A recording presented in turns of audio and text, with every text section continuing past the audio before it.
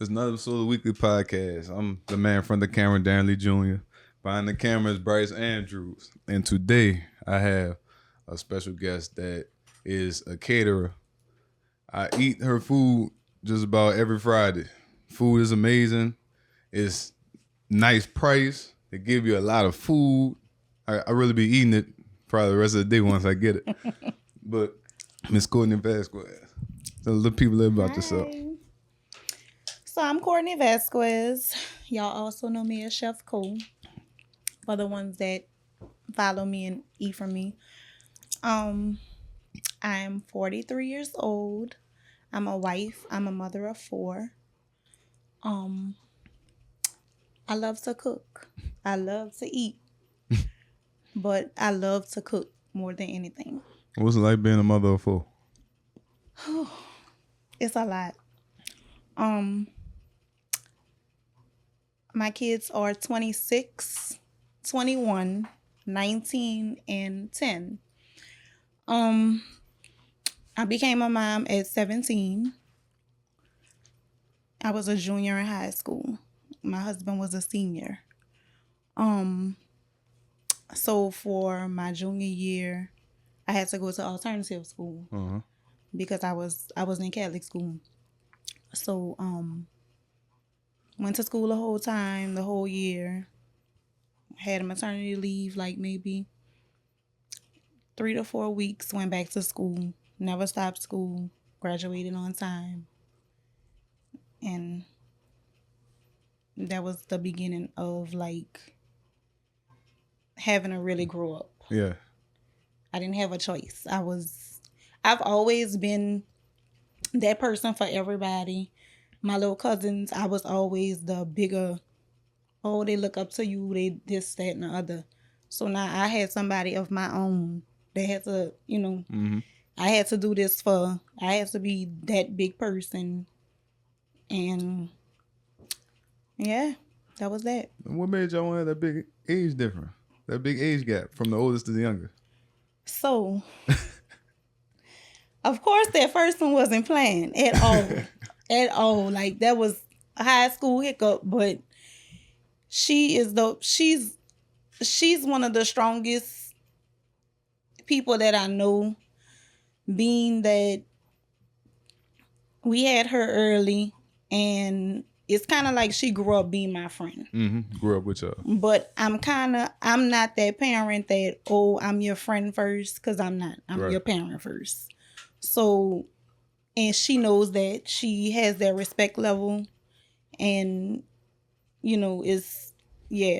the age gap. So, we had Christina, that's the 26-year-old. And then we had Lil Chris Jr. That's the 21-year-old. That was close. Mm-hmm. That third one, that 19-year-old, I don't know. We was like, what the hell? Like, what we thinking about? So none of them were planned babies. We can honestly say that. But the 10-year-old was the planned baby. Like, we were mature. We were grown. We were, we were married and all of that. So, I had baby fever. We had baby fever, I guess. And we had our 10-year-old. And I wouldn't trade him for nothing. He is the sweetest kid. He's autistic. Mm-hmm. And every time I tell someone he's autistic, they're like, there's no way. He's autistic. He doesn't look autistic. Well, autism doesn't have a look. Right. So, but he is like our little genius baby. So the gap, the oldest and the youngest look exactly alike. They act exactly alike. They do everything alike. And the 2 middle ones are the same. Same attitude, look alike, act alike. Yeah. Isn't this Autism Awareness Month? It is. It is. We know we about to switch. We about to switch this episode up a little bit. That's cool. Cause I did an episode last year with my cousin who is autistic. Okay. And he did an episode with McKendrick, and it was great. So I'm gonna ask you, just like, how has it been for you as a parent dealing with that?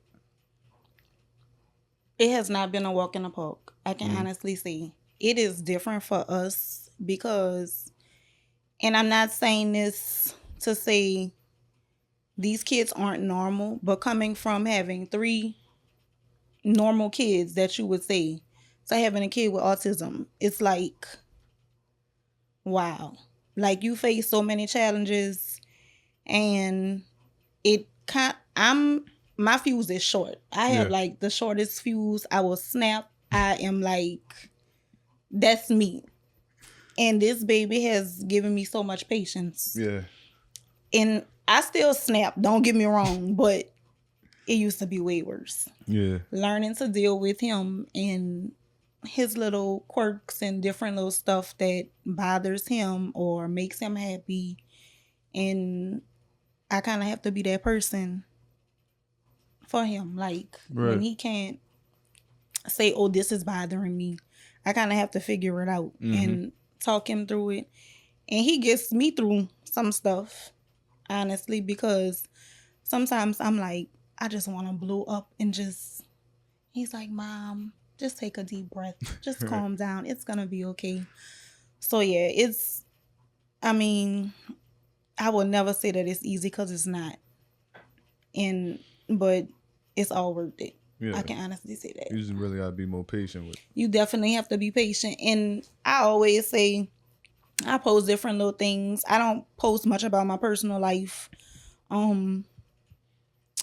But when it comes to him, I'm always like, just make sure your kids know to be kind with kids with special needs. No, you may not know they have special needs.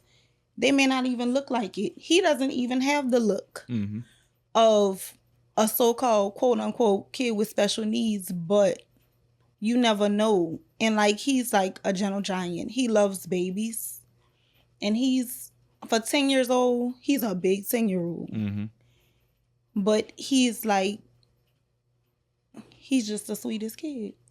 Like, I have to just keep saying he's just the sweetest kid. Right. Like, yeah, he fight with his siblings. They're all older than him. I mean, he beat the hell out of them. But when it comes to his friends at school and different little stuff, and then the kids at school, they know, like, when he's getting ready to have one of his little attacks or something, and they kind of calm him down because they've all pretty much been with him since kindergarten. So they kind of know. But you can't tell him nothing about his school friends or his friends in general, because he's not going to tell him nothing bad, because he'll be like, oh, Mom, such and such did this today. And I'm like, well, what did you do? Because I know what I would do. But what did you do? Oh, I didn't do anything. And I'm like, you should have told him. And I got to think about it. And my husband's like, now you know he's not going to say that. He's not going to do none of that. So, yeah. That's good. That's great. That's great. So what exactly made you start cooking? Me loving to eat. I love to eat. So I started cooking when I was like 11. I have an aunt. She was like everybody's favorite. We would go, she's like my dad's youngest sister. And her son and we like this. Like, so it was always the group of cousins. We would all want to go to his house and stay. We would stay weeks on end. Like, my aunt would have to send us home. And of course, when she's there, we're just there. It's just us. It's like, he's the only boy, and it's like 5 girls. I'm the oldest girl. So, like, who's going to cook the food? She buy all the groceries in the world. But she's at work, so who's going to cook the food? I'll be cooking, house be getting ready to be burned down, smoke everywhere. But we ate. Like, we would eat.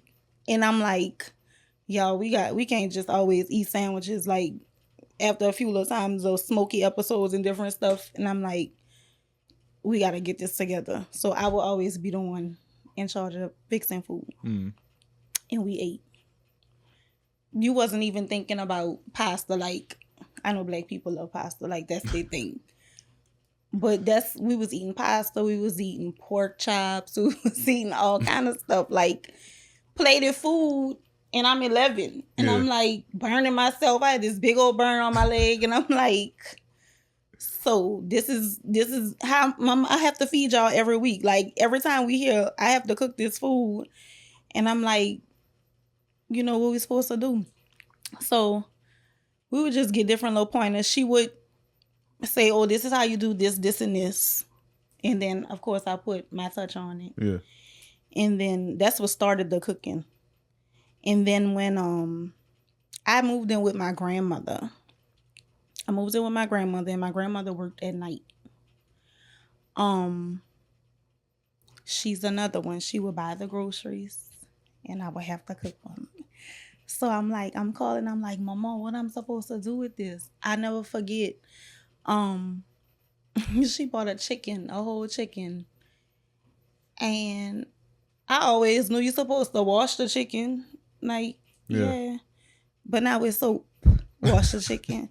So I'm like, she's like, wash the chicken and such. I was like, okay, I'm going to do all of this stuff. I'm going to do these steps and call you back. I'm just washing the chicken, like soaping the chicken up, washing the chicken.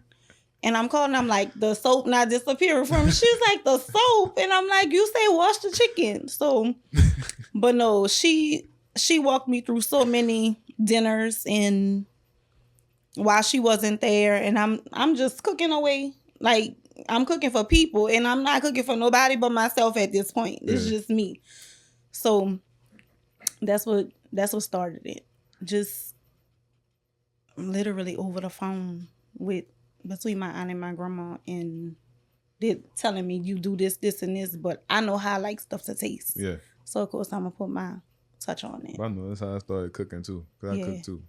And when we lived in Covington, I was in high school and my little brother was in middle school. Mm-hmm. But my mom and dad worked in New Orleans. Mm-hmm. So we'll be home. I'm like, yeah, we got to eat. And I ain't going to wait for them. They ain't going to get home till 5, 6 o'clock. Yeah. That's when you make some of the best stuff. When you in the kitchen, like, hooking it up, trying to figure it out.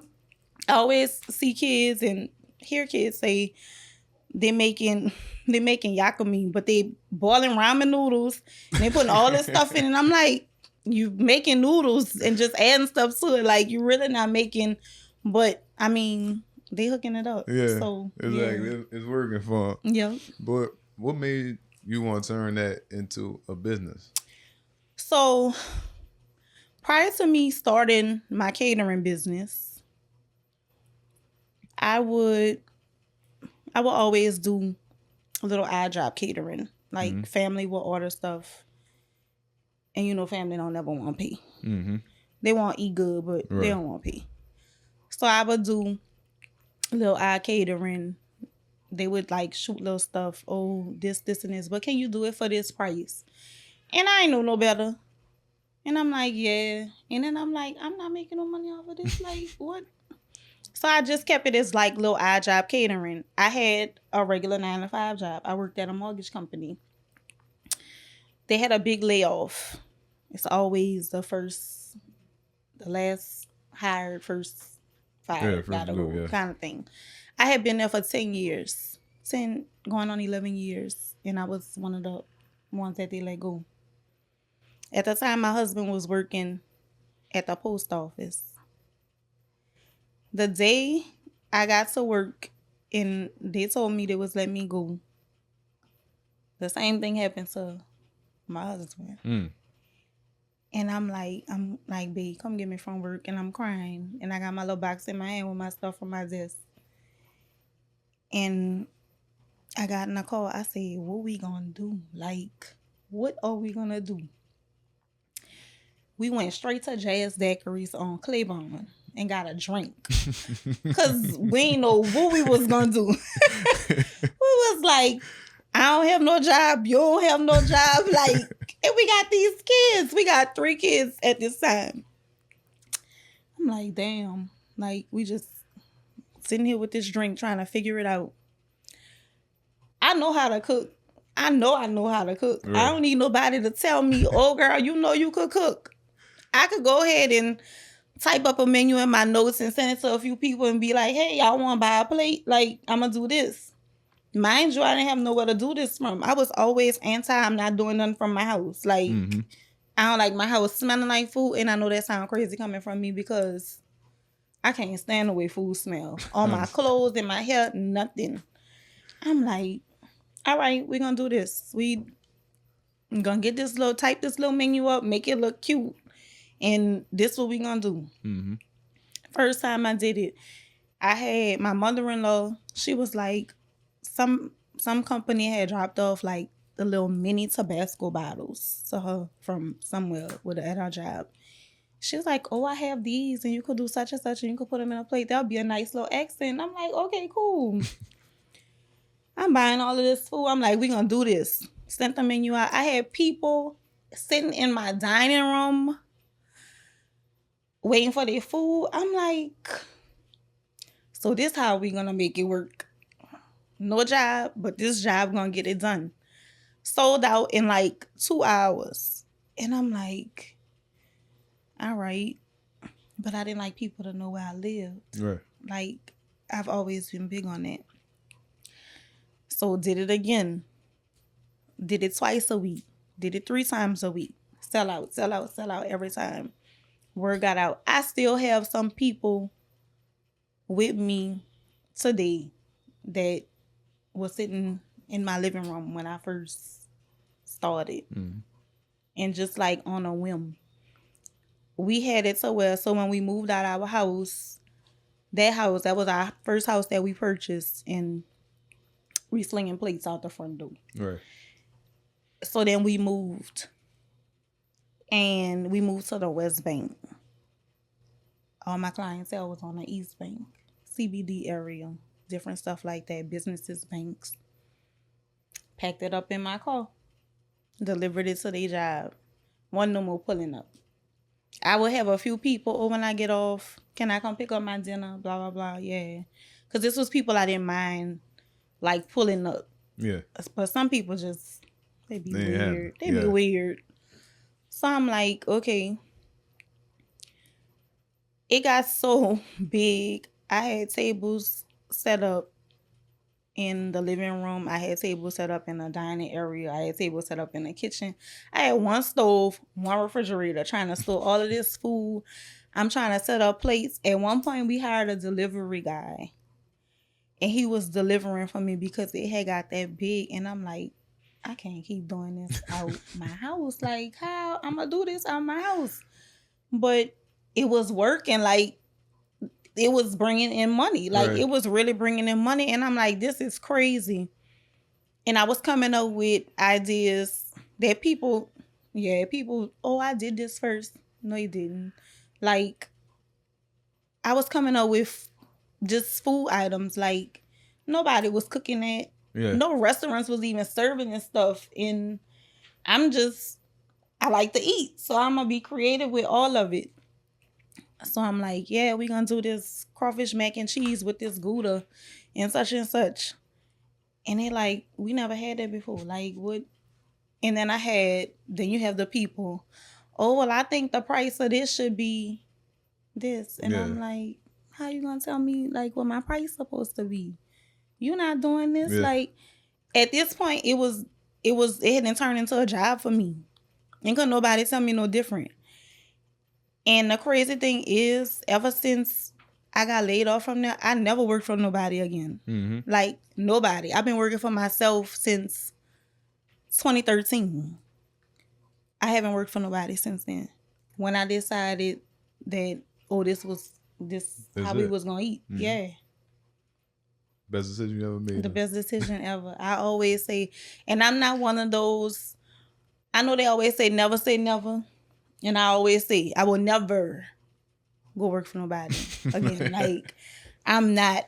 And when I say work for somebody, I'm talking about, you going to tell me what time I could go to the bathroom, what time I could eat lunch. Like, because working for clients, having clients, and having a real 9-to-5 job at a corporation type deal is totally different. Yeah. Because you are still working for somebody, but you're not working for nobody. So yeah, I understand. But I ain't working for nobody neither. When you told me that, what I say, I'm like, that's the best thing ever, right? Right. That's the best thing ever. Right. Who has been your biggest supporter? Him. Biggest supporter. My biggest supporter. I could say, babe, I'm about to go cook for Donald Trump. He gonna be like, let's go. I can't stand Donald Trump. He gonna be like, let's go. He is my biggest supporter. Like, he don't tell me no for nothing. Mm. The only time he'll tell me no is if he's like, I don't think it's gonna work. If he have a gut feeling that no, it's not gonna work. I had some opportunities put in front of me, and I was like, really like going against him, saying, no, you're not gonna tell me I'm not gonna do this. And he's like, you're not gonna do it. No. Right. Like, I'm not supporting this. Like, I don't think it's gonna work. I don't think it'll work for your brand. I don't think it'll work for your business. He always have my best interests at heart. What exactly is your favorite thing to cook? All right, Darren. I really don't have a favorite thing to cook. You don't have a favorite thing to cook? I love to cook. I can cook pretty much anything. Right. I cook Latin food. I cook everything. Like, I know how to cook Chinese food. I can cook pretty much anything. And you from New Orleans? I'm from the 7th Ward. And you can cook everything. I could cook everything. So it's just like something that you just started trying, So my husband is Latin. Mm-hmm. And I've been in his family 30 years. Right. It'll be 30 years in September. I've been in his family. And like I said, I love to eat. So I'm going to try different stuff. If it's appeasing to me, if it look to the eye, I'm going to be like, oh, let me taste that. His family will always have parties, always have tons of food. And I'm like, I could cook that. I could make that taste better. I could cook that. So one year, I gave him a birthday party at my house, middle of the day. And I had food from one of the parties prior, and I was like, I'm going to cook this for him for his birthday. And his friends going to come and eat it. And they would eat everything. Right. So I cooked the food. And I was like, what you thought about it? He was like, it was rolling. And I'm like, I cook Spanish food. Ain't never cooked Spanish food a day in my life. I ate it, but never cooked it. Right. And yeah, I recently this past weekend, I had a wedding reception for one of our good friends. He got married to another friend of ours, and she's Panamanian, like full-blown Panamanian. In her family, I cooked a Spanish dish. I cooked arroz con pollo, which is rice with chicken and vegetables. Her dad said that's like the best arroz con pollo he ever had. Her mom was like, can she please just make me a small pan? They ate it like the whole night at the reception. Right. The rice was gone, okay? So yeah, it must have been good. So yeah, I could cook pretty much anything. And with the whole catering, you was telling me that you do it in the car. How exactly has that been? I have a special love for them over there. Mm-hmm. So I started catering for them. Not necessarily catering, just cooking. Mm-hmm. For the football team. My son played football. His freshman year, he was at the old building. And that's the year I started cooking before they went to the new building. And one of the coaches reached out to my husband. He was like, look, I needed to cook for like 150 guys. Yeah. I was like, shit. Okay. All right. What y'all want? So they're telling me all what they want. And I'm like, okay, we're going to get it done. I went to get the food. And chicken was on the menu. When I tell you I must have counted the same chicken like 10 times to make sure I had enough and kept miscounting every time. I even had my guy who fried for me. I said, count this chicken and make sure I'm not tripping. He's like, I ain't get that number. So I counted it again. Got a different. I said, what's wrong with us? Like, we were so nervous doing this. Cooking for them, they love the food. Mm. The coach, Coach Bryce, the head coach, that's my guy. Like, he loves the food. He orders his holiday dinners from me for catering.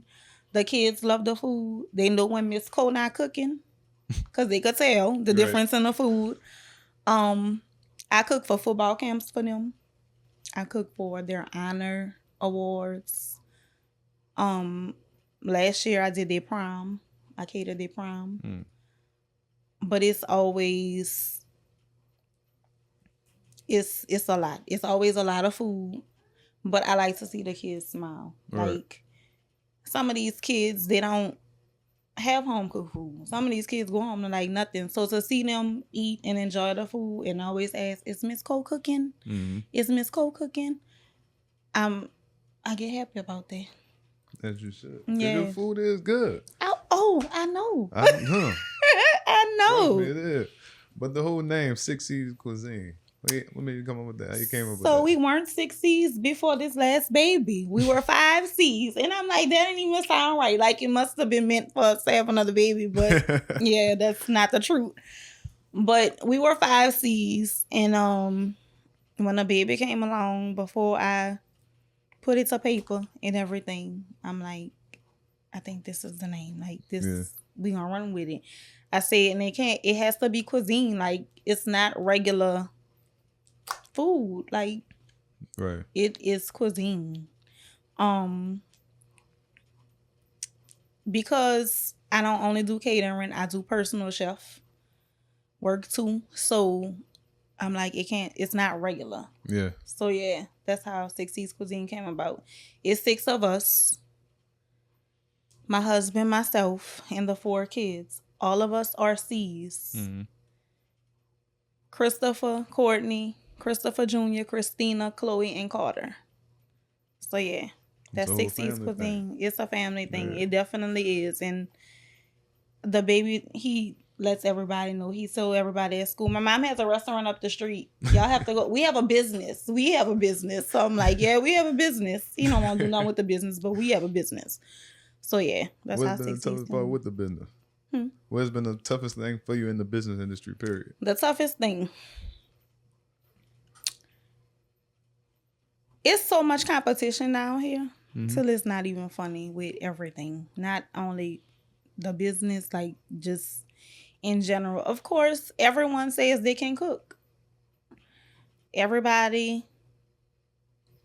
You could make a flyer. Anybody could make a flyer. Anybody could go buy some 3-compartment plates and put some food in it.